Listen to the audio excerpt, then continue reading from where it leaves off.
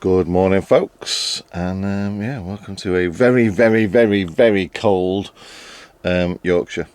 I'm going to start off with a bit of a controversial topic as well, folks. Actually, I'm going to start off by mentioning about this little duvet cover I've got, because it's epic. So much so that even though it's been like -4, -5 every night, I have not had the heating on in the van, because this duvet is just so good at keeping you warm. Literally, you can be freezing, get in the duvet, and within like 60 seconds you're warm.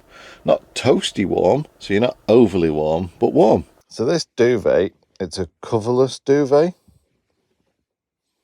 Feels epic, by the way. It's like a velour, velvety kind of feel. It's a double one. It's a space technology for NASA something, and yeah, it just keeps you so snugly warm, it's untrue.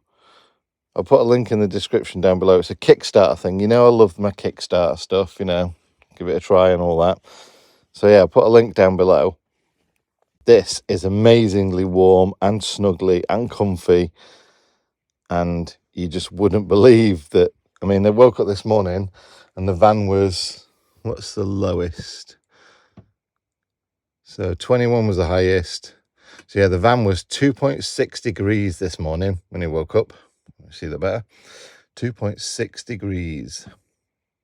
So that's probably led to me thinking everything's all right, nice and snuggly in my van, blah, blah, blah. But outside, it was minus whatever. But what it does mean is, with not having the heating on overnight and being like minus temperatures outside, yeah, ran into something this morning that was a bit worrying, a bit different. So let's go and have a look. So here I am, lying in bed. And then I get dripped on. So literally from the edge of that board where it comes to the side is moist, like damp, wet. So as you can clearly see, everything on the outside of the van, certainly the roof and everything, is absolutely frozen. Never seen like ice crystals form like that on the solar panel. So one thing I can say is the leak isn't coming from moisture on the roof, at least not outside, because there is no moisture. It's all totally frozen, and it's not even like it started to defrost yet because the sun's not got on it. So obviously there's condensation on the underside of the solar panel, which is just about replicating what I've been talking about this morning, which is the fact that whilst the top of the solar panel is frozen, the condensation underneath is frozen. But as the solar panel then defrosts, gets a bit warmer, that condensation is going to defrost as well under the solar panel.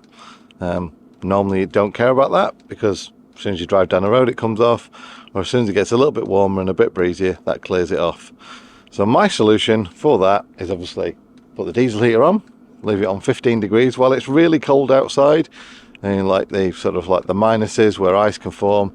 I'll leave the diesel heater on a little bit more, and obviously then I can open the max fan as well a little bit, so I can get that heat coming all the way through the van, going out through the top of the max fan, and that way then I'm going to get more ventilation, more throughput of the air. So I'll sort that problem out. And I did want to point out, did you notice when I was up on the roof that the max fan didn't have any ice crystals on it at all? So it's the only downside of the max fans. They are not insulated whatsoever. There's no double skin to them or anything like that.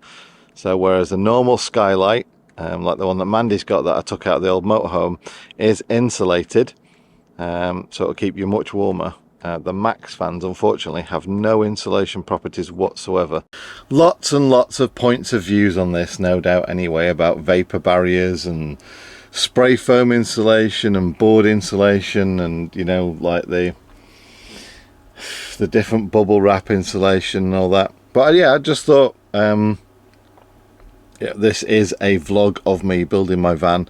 It's not a how-to, and therefore, as you know already, I've spoken about problems that I've had along the way, as well as, you know, things that I think are cool. So right now, as the van is unfinished, I'm living in it. So last night I was here breathing away. It got cold. I didn't have the heating on, so condensation would have collected on the inside a little bit. Maybe that's frozen. I put the heating on this morning, that's defrosted, and that's where we've got condensation moisture just on the very edges of the exposed bits, you know, so of where everything's just about touching or finishing is where I'm getting that tiny amount of condensation just on the very edges. So yeah, once I've probably finished the van and I've got that's all in cupboards and everything else, so that'll be sealed off, I won't get that.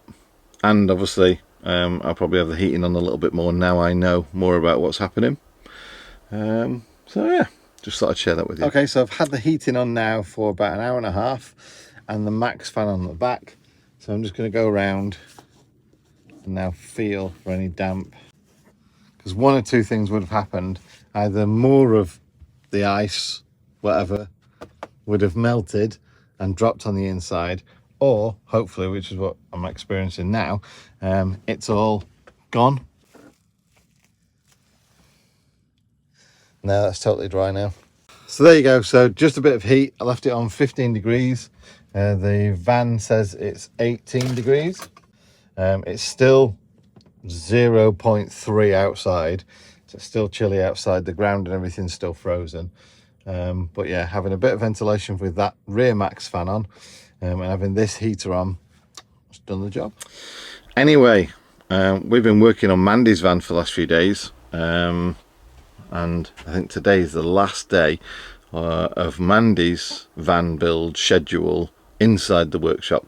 I've got an MOT tomorrow, so I've not been going in the workshop, and subject to my van passing its MOT, I'll be going back in the workshop, and then I'm going to be ripping out everything, literally, apart from the bed, although I might even take the bed out, but I'm literally going to take everything out, all this stuff and everything else, and redo it. I want to take it all out so I can finish it off with the final finish, and then reassemble everything, including my kitchen and all that kind of stuff, and then I can start building my top cupboards and my storage and all that kind of bits. We've had some upgrades in the workshop as well, so let's go in the workshop. I'll show you the status of Mandy's van, and some upgrades for the workshop as well, which I'm quite excited about. So Mandy's got a flooring down, got a table,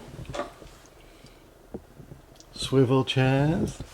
Are you doing well? Yeah, honestly, it's making me smile a lot now, because it's like, it's looking less like a builder's van, isn't it? Yeah, you carpeted your door panels as well, haven't you? Yep, they look sweet. And we got your windows in as well, so you got the same windows as me. Yeah, apart from mine, I fitted the right way with the fly blinds down. There's interference, the microphone didn't pick any of that up. Your blinds are fit the wrong way anyway. And yeah, we've fitted the windows, which I've used butyl tape on the outside of Mandy's and not sticker flex, and yeah, much neater, much less faff.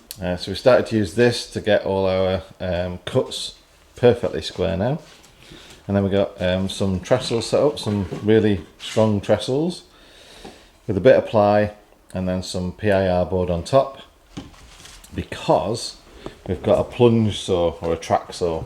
So you got that track run along there, and obviously you set your depth and it just cuts the wood nicely. That's what all these little things are for, which means you get really nice neat cuts, straight edges, and it's just so much easier anyway.